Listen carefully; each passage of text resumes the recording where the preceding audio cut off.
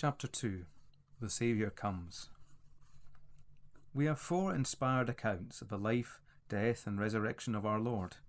Each of the 4 evangelists presents these great matters from a different viewpoint. Matthew presents Jesus as the Messiah, the King come in fulfillment of the promises of God to Israel. Mark describes the life of Jesus as the Son of God, the perfect servant carrying out the will of God. Luke gives us the manhood of Jesus in its holy perfection, whilst John presents him as the Word become flesh and brings into relief his deity as well as his humanity, his eternal personality and his divine sonship. Let us briefly review Luke's account. From chapter 1 it is clear that the light of the knowledge of God had not been entirely extinguished in Israel, for we have a beautiful account of certain pious persons who looked for the fulfillment of these divine promises, which at this time found their answer in the advent of Jesus. Luke describes the visit of an angel to the Virgin Mary with the stupendous announcement, "Fear not, Mary, for thou hast found favour with God, and behold, thou shalt conceive in thy womb and bring forth a son, and thou shalt call his name Jesus. He shall be great, and shall be called Son of the Highest, and the Lord God shall give unto him the throne of his father David. Then said Mary unto the angel, How shall this be, seeing I know not a man? And the angel answered and said unto her, The Holy Ghost shall come upon thee, and the power of the Highest shall overshadow thee. Therefore also that holy thing which shall be born of thee shall be called the Son of God." The inspired historian tells of the census decreed by Caesar Augustus, which, according to Roman custom, took Joseph and Mary to Bethlehem, that their names might be enrolled in the records of their native city, thereby fulfilling the remarkable prophecy of Micah. "Thou, Bethlehem Ephratah, though thou be little among the thousands of Judah, yet out of thee he shall come forth unto me, that is to be ruler in Israel, whose goings forth have been from old, from everlasting." Luke alone of the inspired historians gives us that glimpse of the boyhood of Jesus when found by his parents in the temple, sitting among the teachers listening to them, and asking questions, and his answer to their pained inquiries, "Did ye not know I ought to be about my Father's business?"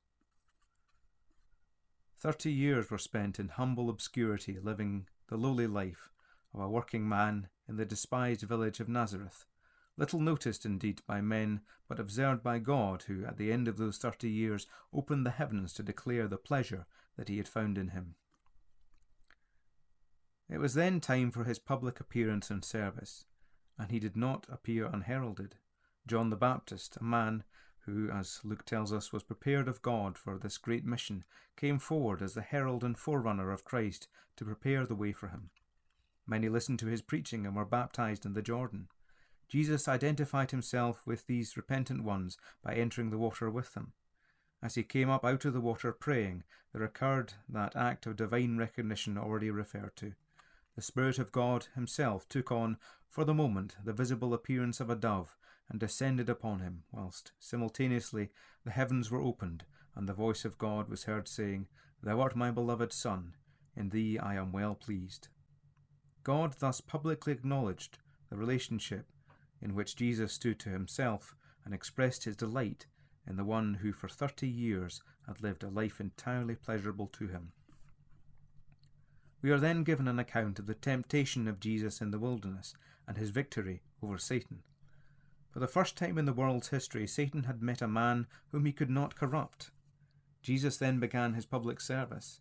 3.5 years were spent in ceaseless labour, teaching in the synagogues, teaching and preaching in the open air to great multitudes, healing the sick, opening the eyes of the blind, opening the ears of the deaf, cleansing lepers, casting out demons, raising the dead, and performing many other miracles. His words brought comfort to the sorrowing, solace to the poor, forgiveness to repentant sinners, and hope to the afflicted. But his words also went home in convicting power to the consciences of men, which angered the proud, but brought contrite hearts to repentance. He chose 12 to be with him, whom he trained for a great and wonderful mission, that of spreading the truth of the gospel when he himself should have left the world. Enshrined in his sayings, in his parables, in his teachings were the essential truths of Christianity, little comprehended then even by his disciples, but to be unfolded and illuminated by the Holy Spirit when he should come after the death, resurrection, and ascension of Jesus.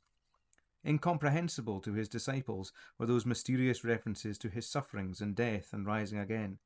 They looked for a Messiah who should restore Israel to its kingdom and glory, and even after his resurrection, the two whom he met on the way to Emmaus confessed that they thought he was about to establish his kingdom. Yet, as he said, the Son of Man came not to be served, but to serve, and to give his life a ransom for the many. The hostility of the religious leaders increased in proportion as his popularity with the people grew. With credentials greater than any prophet Israel had ever known, marked by lowliness and meekness, just in every word, and righteous in all his acts, Jesus met with nothing but opposition and hatred from the Jewish hierarchy. They plotted his destruction, and one of his own disciples, lured by the love of gain, was prepared to deliver him into their hands.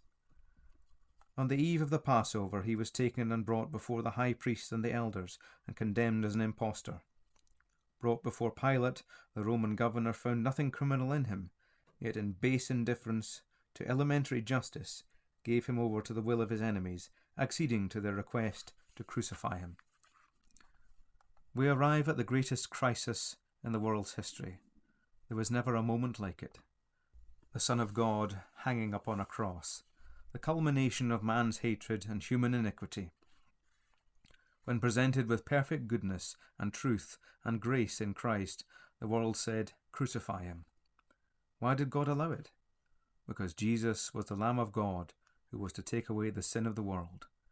The Passover then being prepared was a type, ordained of God nearly 1,500 years before, of the sacrificial death of Christ. As the Apostle John puts it, God so loved the world that he gave his only begotten Son, that whosoever believeth in him should not perish, but have everlasting life. The cross of Christ is a marvellous contemplation. There we see the love of God in giving up his beloved Son. There we see the love of Christ in delivering himself up as the spotless victim, giving his life for sinners, enduring the judgment of a holy God against sin. Such was the terrible nature of sin that God could not overlook it. He must express his righteous judgment, his holy abhorrence of sin. If this fell upon sinful man, it must be the end of him. One was needed, holy and perfect and great enough in himself to bear the judgment and exhaust it. Only one who was God could do this. Only a man could make atonement for the human race. Jesus alone could do it. His name proclaims both who he is and what he does, for Jesus means Jehovah the Saviour. And as John says, he is the propitiation for our sins, and not for ours only, but also for the whole world. So the Saviour died. Loving hands removed his body from the cross. He was buried. The sorrowing disciples went away wondering and despairing, their hopes dashed to the ground. Perhaps they had thought God would intervene even at the last moment. Devoted lovers brought spices on the third day to the tomb, but it was empty. Angels announced the resurrection of Jesus. Why seek ye the living among the dead? He is not here, but is risen. Remember how he spake unto you when he was yet in Galilee, saying, The Son of Man must be delivered up into the hands of sinful men and be crucified, and the third day rise again.